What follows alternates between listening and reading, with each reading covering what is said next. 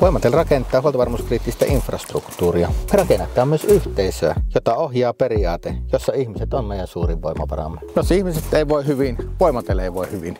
Me mietittiin oikeasti vuosia, miten ratkaistaan liki 1000 henkilön yrityksen työvaateongelma. Saatiin painava palaute työvaatteiden soveltuvuudesta osaan työtehtävimme. Muistatko Jari, minkälainen se palaute oli? Muistelin, että tuli koko yhtiölle toi sähköpostiviesti ja varsinkin oli johdolle tarkoitettu, että vetäkää kesähelteillä ne asenteille tarkoitetut palosuojavaatteet päälle ja yrittäkää huhkia päivän hommia. Kertokaa sitten mikä on fiilis. Kyllä se näin meni. Asentajillamme oli ongelma. Tyytymättömyys havaittiin. Saatiin samalla oiva tilaisuus käydä työvaatteiden riskiarviointi ja kulurivit läpi.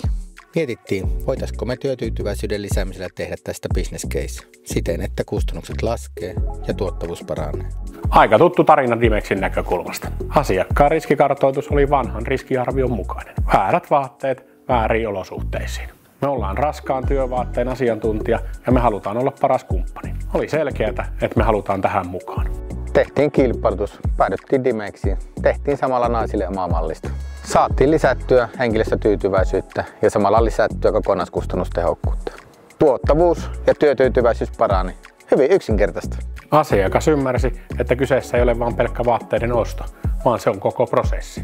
Riskikartoitus, suunnittelu, erilaiset vaatteet erilaisiin työtehtäviin, sovitus, koekäyttö, hankinta, varastointi, pesulapalvelu, merkitsemiset, eli vaatteen elinkaaren hallinta. Meillä on strategiassa määritelty vastuullisuusohjelma, jota tämäkin prosessi koski. Sama pätee kumppaneihinkin. Arvojen pitää kulkea käsi kädessä. Dimexin kanssa ne kohtasivat. Eikä Dimexillä pääasia ole pelkästään työturvallisuus, vaan sen pitää näyttää hyvältä ja ennen kaikkea tuntua hyvältä.